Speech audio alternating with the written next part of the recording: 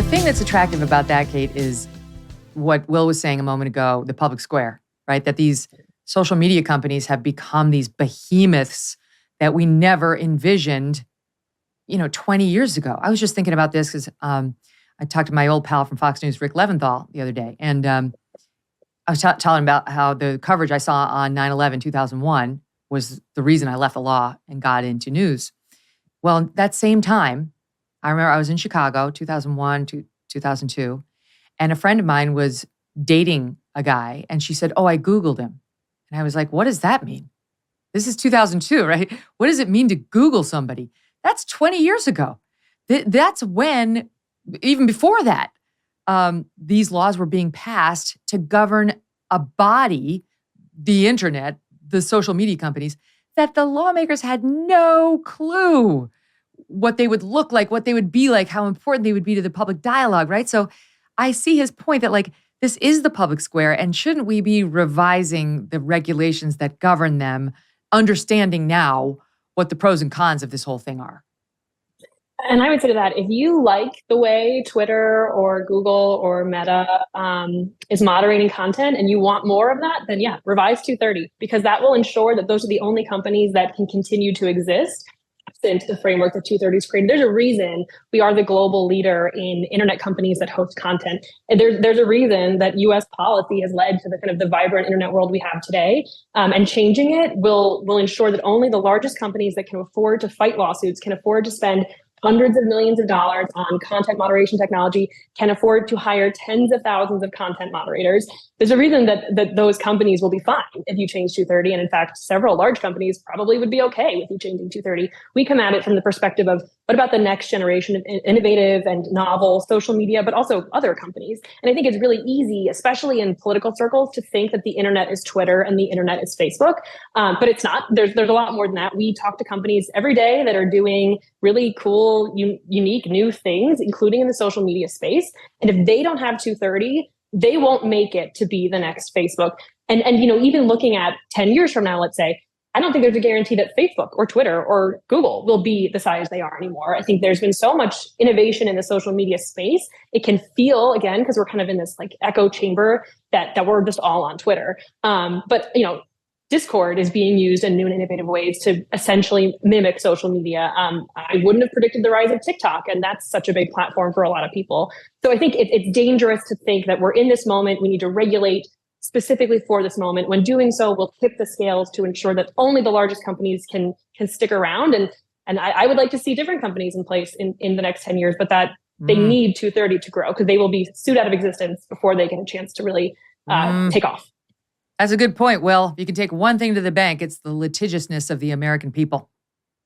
Well, yeah, I mean, there's a reason I said that I don't really want to touch C1. I take Kate's point, and I've believed for a long time that small startups especially need liability protection from user-generated content. That's not at all what my argument is. And I think my argument is indeed focused on the major tech platforms and the laws I advocate that protect people's right to speak, essentially a private right of action for individuals, so they could walk into court and sue. Those laws would require that the defendant company have something like 100 million users or more, something more like that. I think it's not impossible to modify our laws in such a way that protects the immunity protections that startups and smaller tech companies have, while also protecting Americans' right to speak on these huge monopoly social media platforms. And whether those monopoly social media platforms change, it does seem to be the case that even if a new platform takes the place of an old one, most speech at any one given time is happening on one or two or three major social media platforms.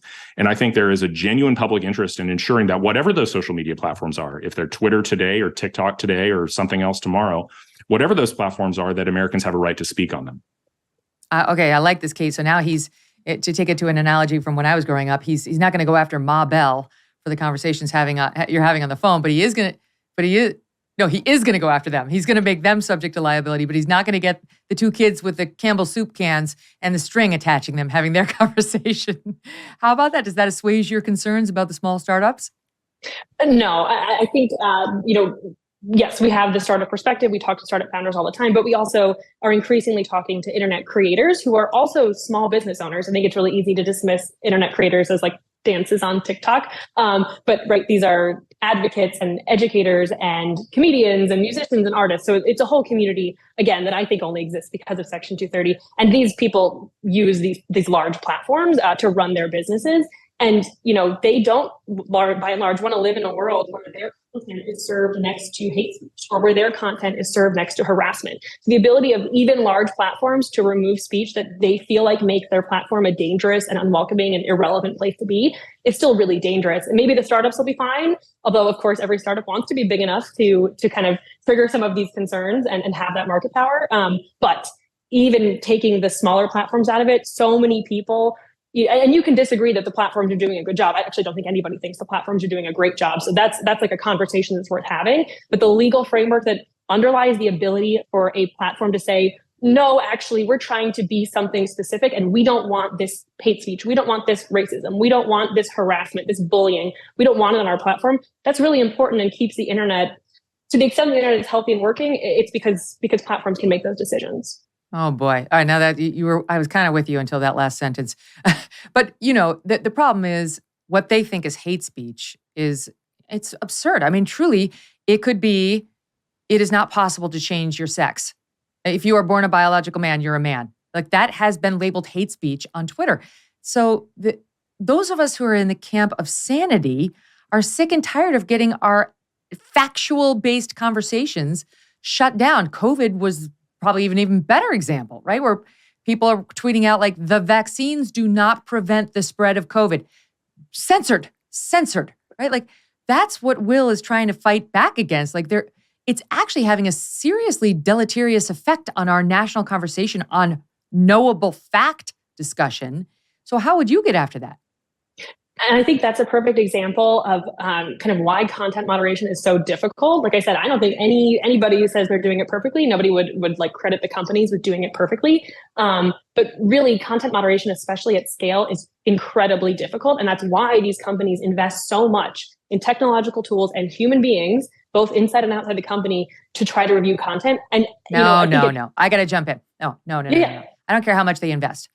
And I'm not taking a side on this, but on this point, I don't care how much. You know what they need to invest in? Ideological diversity amongst the people making these calls. Because 9 times out of 10, these calls go against conservatives or people who are pushing back against liberal dogma. Take a look at John Stossel's expose on what happened to him when he tried to report on climate change. Facts, actual facts, and then had to run it up the Facebook authoritarian chain because they labeled it something like disinformation. And he got real live people. It was amazing to explain why they labeled it this. And even when he had proven to them that they were wrong and he wasn't, they wouldn't stand down. Like that's completely aggravating. And I can speak to this personally. I went out to Facebook. I went to Google. I sat with the executives at YouTube, all of these social media. Back in 2016, they all invited me out to speak. So I did it. And they asked me, as I was like their favorite possible conservative, so I was at Fox at the time, but they loved me because I challenged Trump, right? This is back another day. What should we do? What should we do to solve some of these bias issues? And I said, for the love of God, get more conservatives on your editorial boards or who's ever making these censorship decisions.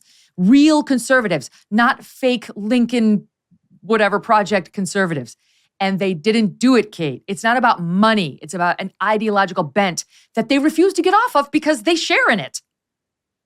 And I don't work for the large companies. I don't need to defend them. They have their own time and resources to do that. But I do think this just kind of speaks to the fact that there's no perfect answer, because all of the problems that you and Will have highlighted, those are pros to some members of Congress. You might say that Josh Hawley and Elizabeth Warren are united in hating 230. That is true, but they want very different things. And for every time Facebook doesn't label something that is, allegedly misinformation as misinformation, you have Democratic members of Congress writing to them, asking them why. And so the path on 230 reform isn't straight, because for every complaint you have, there's someone with the opposite complaint, and that pulls these companies in impossible directions. And so my complaint is real. I'm so worried about 230. Like many people, I am eating healthier these days, trying to. And that's why I love good olive oil. And by good, I mean fresh. Olive oil packs the most flavor and the healthiest nutrients when it's fresh from the farm. And that's the problem with supermarket olive oils. They're not fresh. They can sit on the shelf for months, growing stale and stale and still staler. This is why I like my olive oil direct from small award-winning farms thanks to a guy named TJ Robinson. This really is a deal changer. Also known as the olive oil hunter. When I tasted TJ's farm fresh oils, I fell in love with their vibrant grassy flavors. They're delicious on salads, veggies, pasta, fish, meat, you name it. As an introduction to his fresh pressed olive oil club, TJ's willing to send you a full-size bottle worth $39 of one of the world's finest artisanal olive oils for just $1 to help him cover shipping. Best of all, there's never a commitment to buy anything, and you can cancel your membership at any time. Get your free $39 bottle for just $1 in shipping and taste the difference freshness makes. Go to harvestfreshnow.com. harvestfreshnow.com for a free bottle and pay just $1 in shipping. harvestfreshnow.com. Hey, thanks so much for watching. If you like what you just saw, hit the subscribe button for more clips and full episodes.